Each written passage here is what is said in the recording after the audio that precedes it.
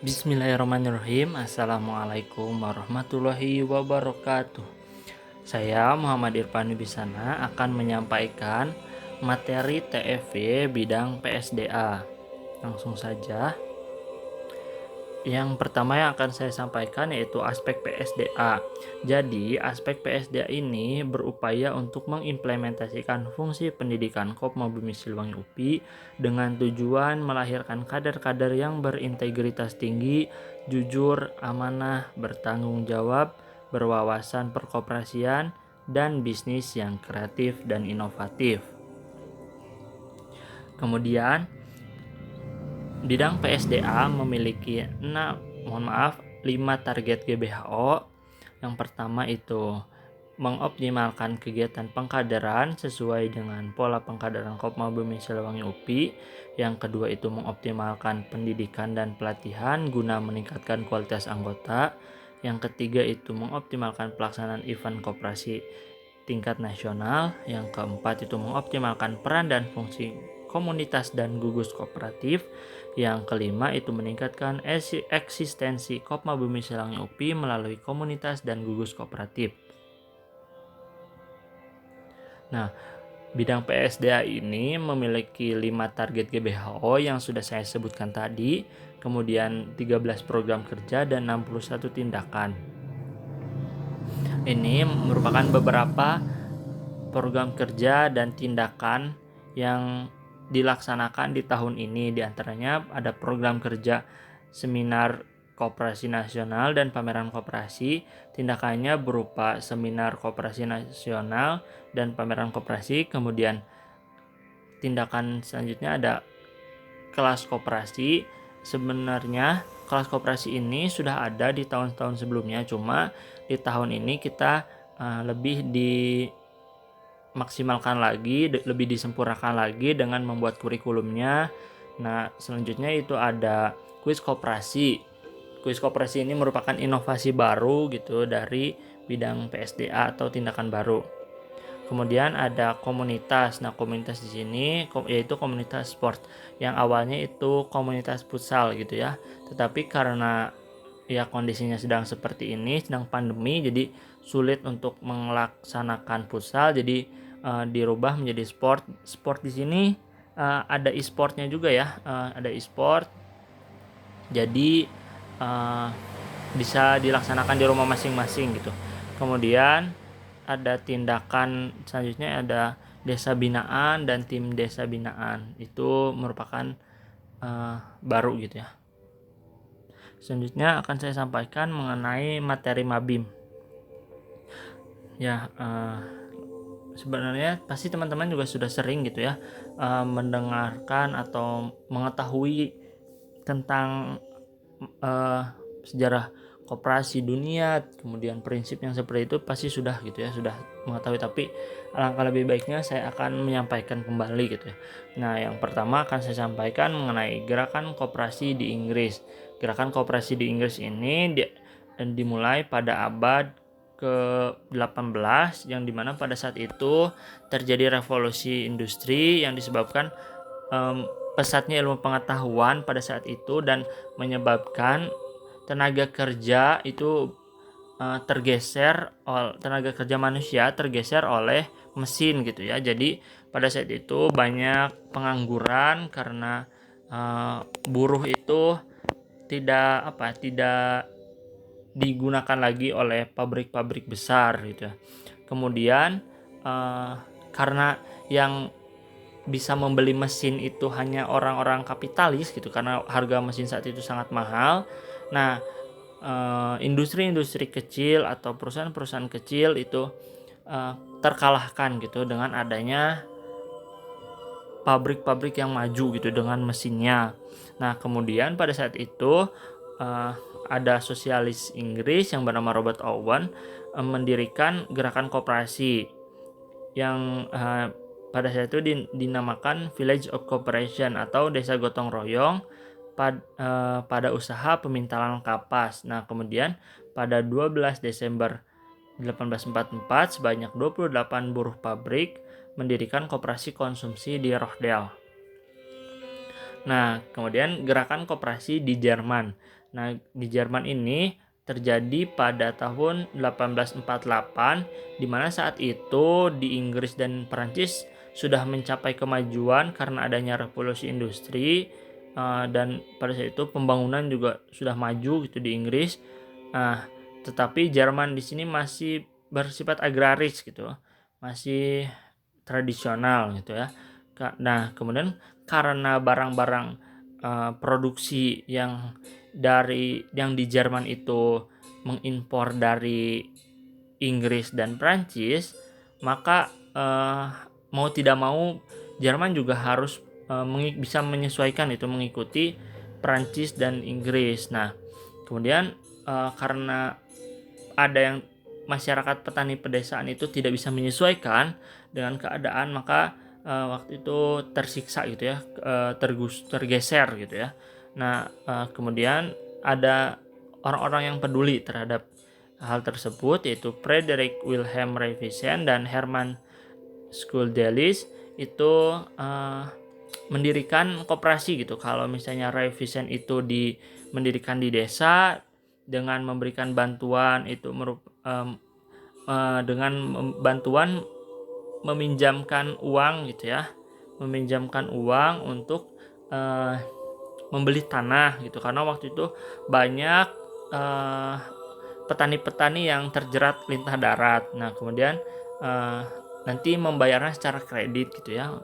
Nah, kalau Herman itu mendirikan koperasi simpan pinjam untuk menolong pengrajin di kota gitu. Jadi bedanya Revisen dan Herman itu, kalau Herman itu di kota mendirikan koperasinya, kalau Revisen itu di desa gitu.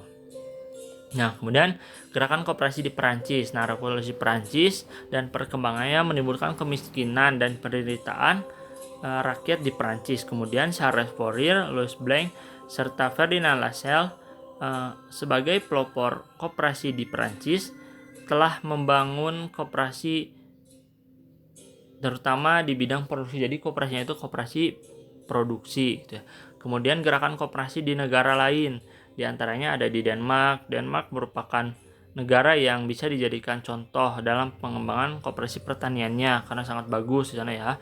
Kemudian koperasi di Swedia ditujukan untuk memerangi monopoli. Perhatian koperasi ini terutama menyediakan barang dengan harga murah dan bermutu baik. Nah, kemudian ada koperasi di Amerika Serikat. Amerika Serikat merupakan negara kapitalis gitu ya, sangat terkenal kuat gitu ya, dan besar di dunia. Tetapi di negeri ini koperasi masih bisa berkembang gitu ya. Kemudian di negara Asia juga itu banyak berkembang koperasi, seperti di Jepang itu banyak koperasi-koperasi maju di sana. Nah, selanjutnya gerakan koperasi di Indonesia. Gerakan koperasi di Indonesia ini dipelopori oleh Raden Arya Wiratmaja, seorang patih Purwokerto. Merintis pendirian ini suatu bank simpanan gitu ya, bernama Hope and Spar Bank. Di sini tujuannya untuk menolong pegawai negeri yang pada saat itu terjerat hutang kepada lintah darat. Kemudian tahun 1908 sampai 1913 Budi Otomo mencoba memajukan koperasi rumah tangga. Nah, sejak kemerdekaan Republik Indonesia dan kemudian sehari kemudian itu dibentuk atau disahkannya UUD 1945. Nah, maka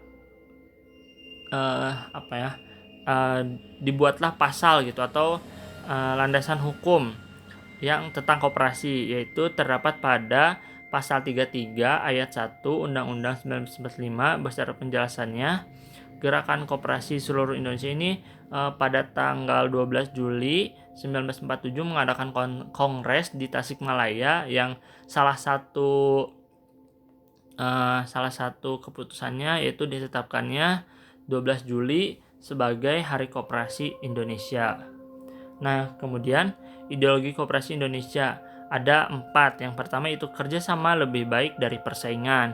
Yang kedua, faktor manusia lebih tinggi nilai daripada benda. Sebab itu koperasi dinyatakan sebagai kumpulan manusia, bukan kumpulan modal. Yang ketiga, adanya konsep satu orang satu suara dalam pengambilan keputusan. Yang keempat itu usaha pendidikan partisipasi anggota sangat dianjurkan. Nah, kemudian ada ideologi koperasi. Ideologi koperasi ada 5. Ciri-ciri masyarakat yang berkoperasi. Di antaranya yaitu masyarakat yang mengutamakan kerjasama, masyarakat yang sejahtera bersama atau kemakmuran bersama, kemudian masyarakat yang adil, yang keempat masyarakat yang mendukung perkembangan individu, dan yang terakhir itu masyarakat yang religius. Nah, selanjutnya itu prinsip koperasi. Prinsip koperasi ada 7 di sini menurut Undang-Undang Nomor 25 Tahun 1992. Yang pertama itu keanggotaan bersifat sukarela dan terbuka. Yang kedua, pengelolaan dilakukan secara demokratis. Yang ketiga, pembagian sisa hasil usaha dilakukan secara adil sebanding dengan besar jasa masing-masing anggota. Yang keempat, pemberian balas jasa yang terbatas terhadap modal. Yang kelima, kemandirian. Yang keenam, pendidikan perkoperasian. Dan yang terakhir, kerjasama antar koperasi. Selanjutnya, peran anggota. Peran anggota di sini ada 5. Yang pertama itu pemberi modal, yang kedua pengguna jasa, yang ketiga pengambil keputusan, yang keempat pengawas, dan yang terakhir penanggung resiko. Nah, ini adalah profil singkat dari Kopma Bumi Siliwangi UPI. Sejarah singkatnya itu benih-benih koperasi mahasiswa di lingkungan IKIP Bandung mulai muncul pada akhir tahun 1974 dari mahasiswa ekonomi FKIS yang dulunya itu ya Fakultas Ilmu Sosial, Keguruan Ilmu Sosial gitu ya, atau sekarang itu FPEB. Mohon maaf kalau salah gitu ya, tadi FKIS-nya kepanjangannya. Pada bulan Juni 1975 berdiri ya Koperasi Mahasiswa FKIS IKIP Bandung, diikuti dengan pemberian badan hukum pada saat itu dari Departemen Perdagangan Koperasi Kodia Bandung pada saat itu di tahun 76 ya, di tahun 76 dengan adanya badan hukum tersebut, maka Kopma itu menjadi salah satu koperasi mahasiswa pertama Indonesia yang memiliki badan hukum. Dan kalau memiliki badan hukum tuh memiliki ADART-nya sendiri ya. Kemudian pada saat itu usahanya seperti kantin, toko buku, fotokopi, dan lain sebagainya. Mungkin untuk lebih jelasnya bisa ditanya nanti ke humas atau searching gitu ya tentang Kopma, karena saya menjelaskannya sangat singkat.